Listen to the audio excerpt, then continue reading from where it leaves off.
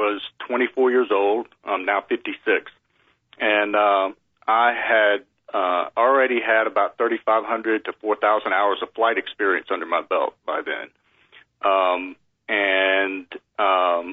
We were doing a training flight, a long flight, a 12, 13-hour flight for a military exercise that's held every year called RIMPAC. That's the Rim of the Pacific is what the acronym means. And it is the largest military exercise in the world, and they do it every year.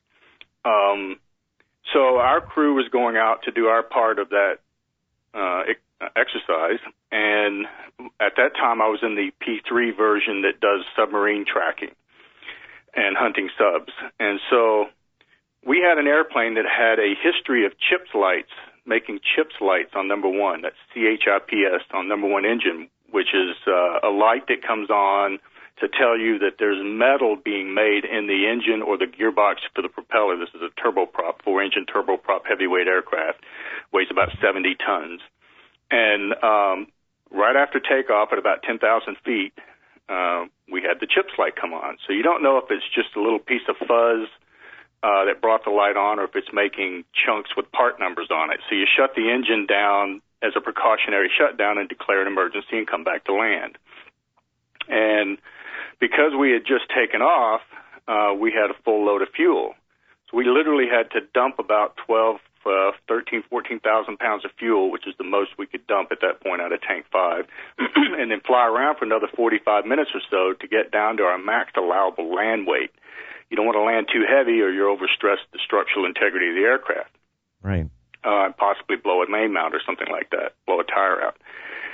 And so we're coming in to land on runway 4 left, and because we're really heavy, much heavier than normal, so we probably still had about 40 to 42,000 pounds of fuel on board at that point.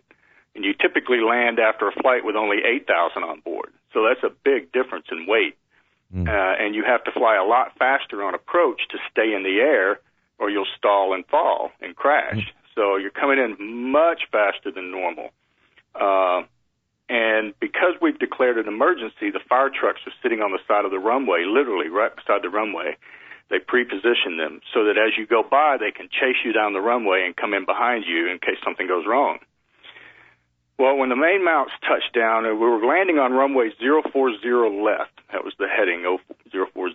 And it's parallel runways, so they had 4 right about, I don't know, however far away, but half a mile or so next to it, with some asphalt in between, but it's not stressed for a heavyweight aircraft for that asphalt. It's not a runway per se.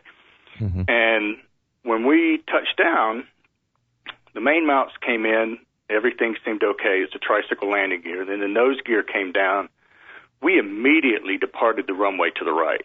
And we're probably doing well over 150, 160 miles an hour at that point. Yeah, so it happens really fast. Everything happens very quickly at those speeds. And when that happened, the fire truck's sitting there, and our plane is headed directly at the fire truck.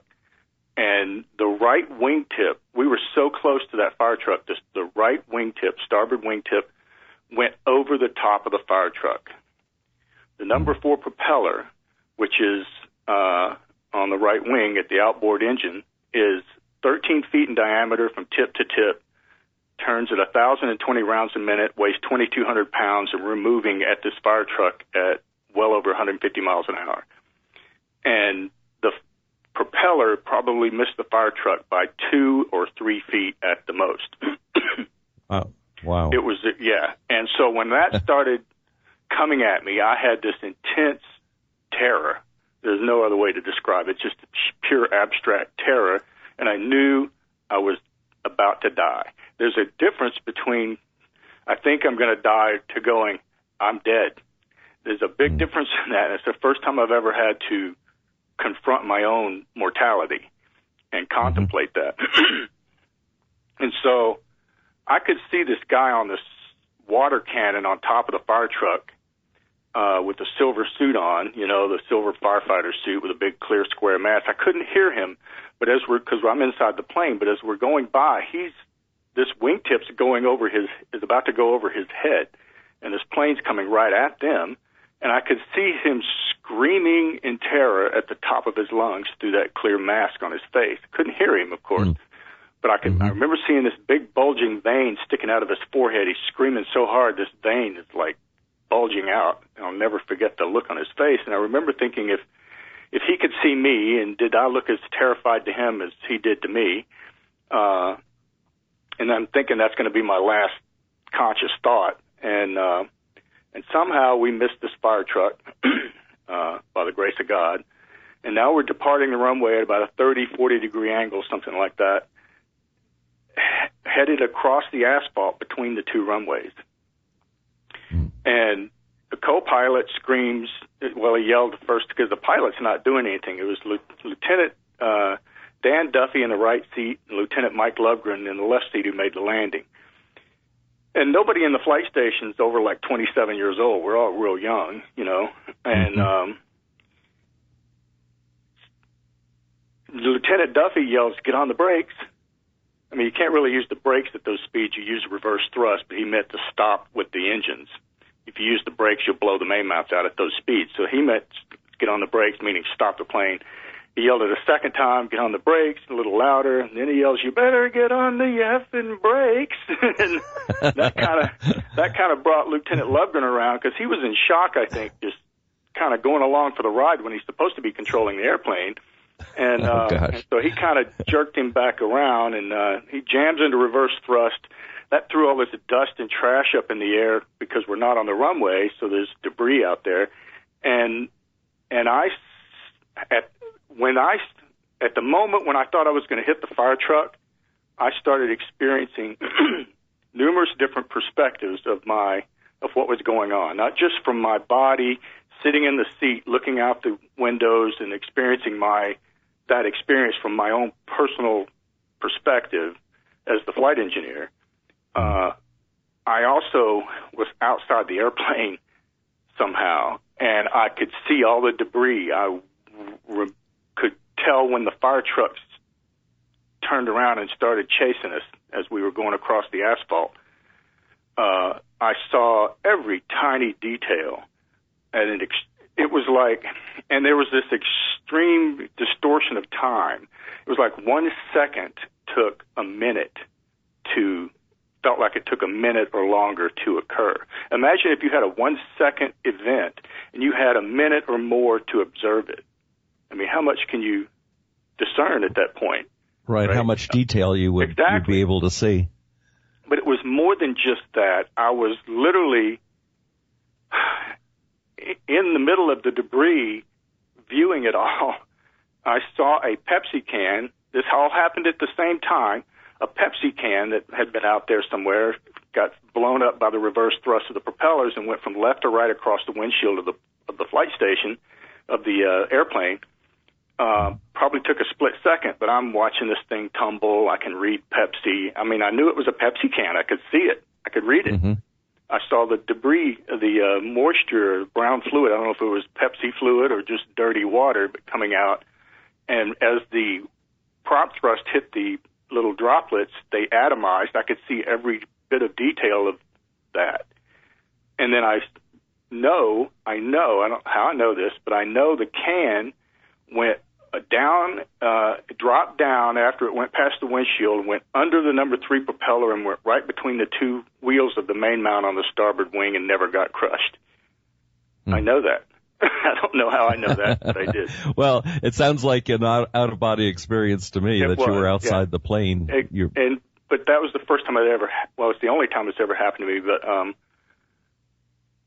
in an extreme situation like that. And so it was very confusing, and then we went all the way across the asphalt and ended up half on, half off the other runway after barely missing a arresting gear device, which is used to stop fighter jets when they grab the cable with the tailhook to simulate carrier landings on a land-based field. Mm-hmm. And so that was the second time I thought I was about to die, because the last thing I saw was that thing looming up at us when we went into reverse thrust, and all this dirt obscured vision, and we couldn't see anything. It was like trying to land in snow. Just threw it all up and obscured our vision completely. And so we literally ended up half on, half off runway 4 right, and we're sitting there. And I come off my adrenaline rush, and I felt like I just ran 3 marathons back to back. I was just completely wiped out. I don't ever remember feeling that kind of exhaustion ever in my life. And I look to the right, and I see Mr. Duffy slump as he comes off of his. And I'm hearing this sound to my left as I'm looking at Mr. Duffy. It sounds like this. Woo, woo. I'm like, what is that? And I turn to look to the left, and here's Lieutenant Lovegren still white-knuckling the yokes. And we're not moving. We're come to a stop. But he's not really talking to anybody. He's just kind of talking out loud. He's still in shock. And he finally goes, woo, woo, what did I do wrong, you know? And then after the fire truck showed up, we figured out nothing was wrong with the plane, and we literally added power and rolled out on runway 4 right. So I started a landing on runway 4 left in a 4-engine heavyweight 70-ton airplane and used an entirely different runway to finish the landing with. I used 2 runways for one approach and one landing, and I don't ever want to do that again. And so that was confusing to me, that experience. I didn't tell anybody about it because I didn't understand what happened. And the next day, the skipper took us back out and put us back in the saddle type thing, right? They wouldn't do that today, but back then that's what they did. Today you probably get some psychological testing and stuff like that for PTSD before they put you back in the plane, but it was a different world back in 1981. And yes. So I didn't think anything about it. You know, I already had thousands of hours of flight time, so I did the pre-flight. We took off, and I'm coming back around for the first approach, and I started panicking. That PTSD hit me, and I didn't even consider that. I didn't even know about it. You know, it just never crossed my mind that I'd have a problem. And so I've got the skipper literally sitting 1.5 feet from me, and I can't let him know that I'm freaking out or I'll probably never get to fly again. And so rather than sit up and look out the window like I usually do and then bend over and shove the power levers if I needed to for a wave off, I bent over and kept my head looking directly at the engine gauges and my hands on the power levers, not because I did that so that it would look to the skipper like I knew what I was doing, but my head was not in the game because I was terrified again. So I made it through that. You know, I couldn't exactly say, Skipper, I want to bail out now. Can I, I'm committed. I'm in the air, so you have to get on the ground. I had to talk myself through that. And after a few landings, everything was okay, and I got through it. Then the next day, I watched a television show. I know this all sounds not connected, but I think it all is related. So that was a Monday when the incident happened. Tuesday was the refly. Wednesday evening, with my wife, and I have a 2.5-year-old son at the time. He's now in his 35 years old. And we're watching a TV show called That's Incredible. And I saw this woman telling her story on television about her son. His name was Leslie. I still remember his name for some reason. And she said she had a dream where she couldn't have children, and she's in her 40s, early 40s, and she wanted to have a child. She's praying about it. And God had come to her in her dream and told her, soon you're going to be offered an infant for 3 babies for adoption, and you're to take the infant boy that's blind. And literally within a year, that's what happened to her. So as he grew up, Leslie grew up, it became apparent he had no cognitive skills beyond that of a 1-day-old infant his whole life. He had the mind of a newborn. So he's now 26 or 7 years old when they have him on the show. And he's like a 200-pound, 27-year-old infant. And they brought him on stage. And the reason they had them on there was because she said when she went to sleep that night, one night, she woke up in the middle of the night and heard music downstairs, and she thought somebody had left the radio or TV on, and she gets up to go downstairs and turn it off, and there's Leslie, who's never spoken a word in his life, never even responded to his name, is playing the piano and singing the song Amazing Grace with tears going down his eyes. So then they introduced him, brought him on stage, and she's literally dabbing drool off his chin like an infant, while he's sitting there. And they're trying to talk to him, but you could tell there's nobody home between the ears. And then they put him in front of a piano, and he sang. And I was moved by that. I felt that I was seeing my first miracle. At my age now and everything I've learned since, I now understand, everything around me is a miracle, that life itself is a miracle. But at 24, you're not mature enough or old enough to really think all that through. And so I'm thinking I'd seen my first miracle. And then that night I said a simple prayer, laying in bed. I wasn't even on my knees or saying it out loud. It was all in my head. Just a prayer of genuine gratitude. I said, of being grateful for seeing my first miracle, and that I was grateful for being alive and surviving the incident 2 days before. And then I said, and this is in my head, I didn't even speak it out loud. I said, and Lord, it would be nice if you could do something like that for me someday. Not expecting anything. I mean, why would you, right? Yes. The next, sometime in the middle of the night, I don't know, 3, 4 in the morning, I don't know when it was, all of a sudden, I didn't go through a tunnel like some people talk about or anything like that. It was just this instantaneous transition, and I was staring at the light of God right in front of me, blasting away with just immense emotional waves of energetic, unconditional love. Now, I say that for a reason, because I grew up in East Texas in a Southern Baptist religion where you're going to burn in hell if you don't believe this way and that kind of thing. And I want to be very careful to say that I don't want to offend anyone with their religious beliefs. I'm just trying to explain my experience and how I had to try and understand everything. Of course. But when I had that experience and the love was so profoundly unconditional, later on I had to look at that and say, this doesn't fit with the story I was told before. And so I've done a lot of growth since then and learned a lot of things, and my belief system's completely changed. However, when I was staring at this light, it was this, first of all, let me explain, there's no human words I can use to aptly describe the feelings, the things I was seeing, the emotions, none of it. There's no human words to describe this. But it was this bright, soft white light that was brighter than a billion suns, with this crystalline blue in the middle that was like I don't know if you've ever looked in a really high-quality diamond. You see that blue glint down inside of it, that really light blue that was in the dead center of it. And there were these, and I didn't learn what these were until about a year and a half ago. They're called mandalas. But there were these, they were more than three-dimensional. I say they were like four-dimensional shapes. I can't even explain that either. But there were these geometric shapes that kept shifting and changing rapidly. And it would make the shape just long enough for me to see it, but not long enough to study it. And it was constantly changing, just over and over and over again. And then they had the white around that, and then spreading out in all directions from this light were these incredibly beautiful golden streams and spires of like gigantic icicles that were moving and getting shorter and longer, and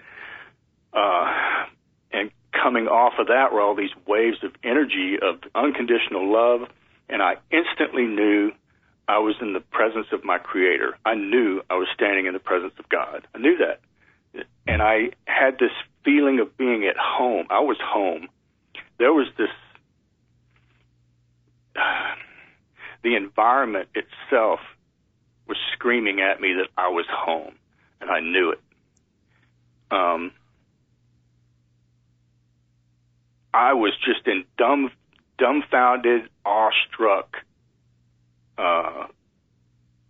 flabbergasted mode. All I could do is that out of sheer awe, as I'm looking at the light, I remember, I don't know if I said it with my mouth or with my mind. I don't know if I was still in my body. I don't know any of that.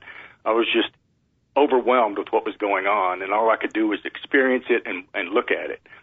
and feel it. And I said, oh my goodness, just when you say something in awe, you go, oh my goodness, one of those things, you know. And the instant I said the word goodness, I recognized that goodness isn't just a word. It's a real, tangible experience with its own energy level, its own frequency, whatever you want to call it, but it was plowing through me the instant I said it. And it was part of me. It was part of me. I can't even explain that either.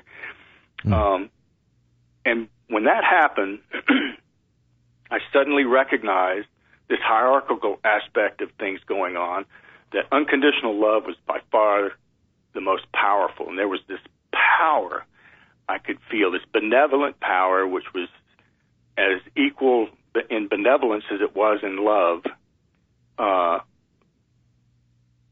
coming from the love and from the light. I don't know how to explain all that either, but it was overwhelming. But there was the love, goodness, joy, bliss, ecstasy. All of a sudden, all of these things are blasting through me at an intense, extreme level. All of them were off the charts, and I'm being overwhelmed. I thought I was going to explode with all of this energy and feelings and emotions. And at one point, I had what I call the urge to merge with the light. I sat up when my soul, or my heart, I call it my heart, felt like I was going to go be in the light forever. I mean, I had a wife next to me in bed. I had a 2.5-year-old son in the next room, and I didn't even consider them. Couldn't. I know that sounds terrible, but the thing is, it's so overwhelming. There's nothing else you can even think about or experience. It just takes you over. Yes. And so, losing track of where I was with the I'm being overwhelmed with all the light, the joy, bliss, ecstasy. The love was off the charts. And as I started feeling like I wanted to merge with the light, this is how I know it wasn't a dream, okay?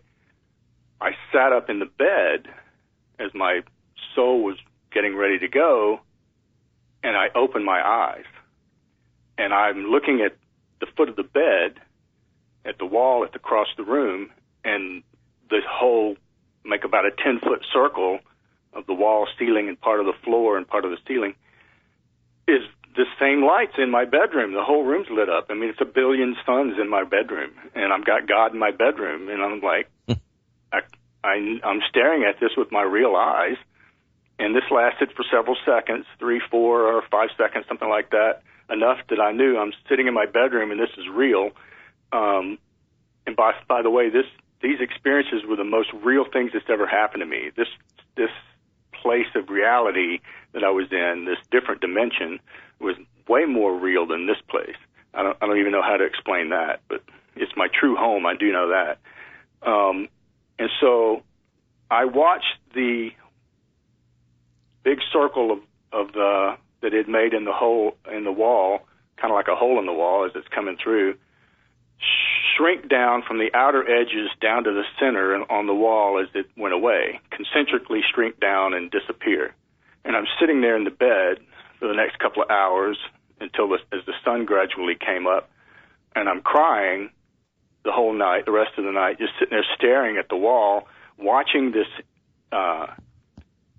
residual spiritual energy, I guess, I don't know what else to call it, is it's undulating through the wall where it had penetrated the wall before.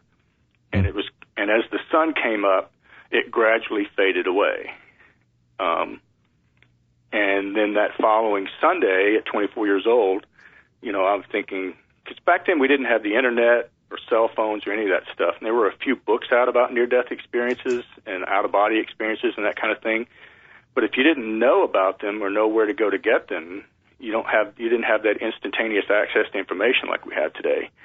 So I kind of was on my own, but I went to the church on Sunday thinking that's where I was going to get my answer on what to do next. What was I supposed to do? That's what I wanted to know.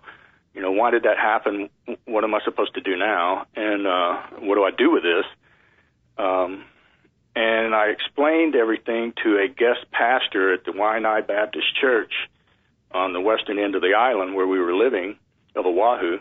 And our regular pastor was away on vacation, so they had this guy there from the mainland for that particular weekend. And he kind of looked at me, he listened to me, and it was about 2 years before I could tell this story without crying every time I tried to tell it, because you get overwhelmed with the experience itself. It just floods back like a flashback or something. I don't know. Yes. But he just kind of looked at me. He tilted his head and gave me an odd look and turned his back and walked away. Didn't say a word. Oh my gosh. Right. Yeah, I was kind of stunned because I was at a very vulnerable moment in my life. I mean, I needed some help, and I thought that I could get the answer from the church, but I didn't know what I know today. And I now understand that, you know, he had no answer. He had no answer. How could he? He's learned what he was taught in whatever schools and seminaries or things that he had gone to, and that was his belief system. So I think I kind of shook his world a little bit. Yes, and you were challenging what he'd learned to believe all his life. So yeah, his paradigm of thinking was not was being challenged big time.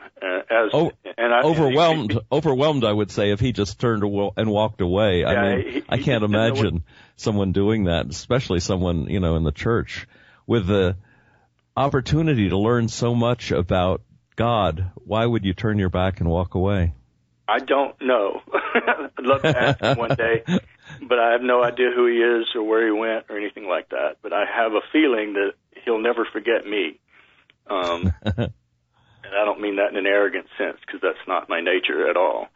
And so I spent the next 30-plus years trying to understand what happened to me.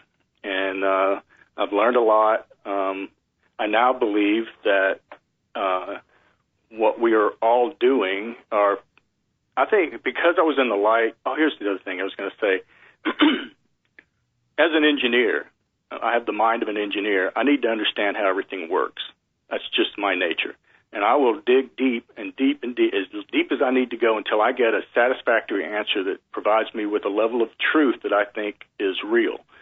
And I don't stop till I get where I need to be. I just never stop digging.